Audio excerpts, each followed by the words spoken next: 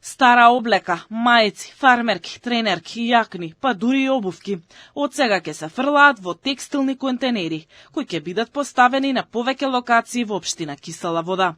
Целта на оваа иницијатива е старата облека да не завршува на депонии, туку да се рециклира и повторно да се искористи. Овој еколошки исчекор, поставувањето на 30 специјални контенери за текстилен отпад, им овозможува на граѓаните правилно да ја одлагаат старата облека.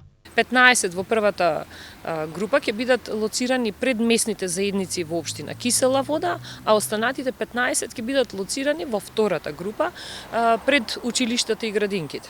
Имаме цел да ја развиваме свесноста кај граѓаните за селектирање на отпад, бидејќи тоа ни е целта, нели?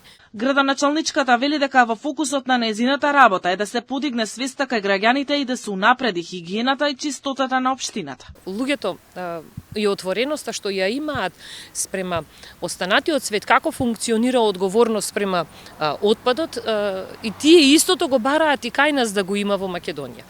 Значи, мораме да се организираме и сите да бидеме одговорни спрема општеството и животната средина која на сите не засега.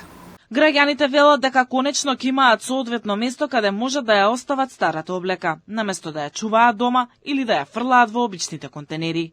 Контенери за текстил најави градоначалничката. Дали е добро за граѓани? Па тоа не е лошо, само ако се практикува како што треба.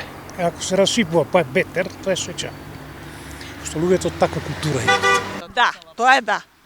Добро е што му фали. Че знаеме кај да ги ставиме, не да ги фрлиме кучињата да ги водат.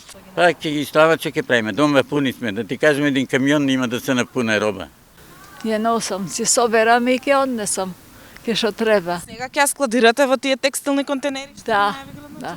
Еден од клучните приоритети во изборната програма на Стаменковска-Трајковска беше системското уредување и одржување на хигиената во општината. Таа најави засилено чистење и миење на улиците и јавните површини, поставување дополнителни локации за отстранување отпад, како и организирање акции за рачистување на диви депонии.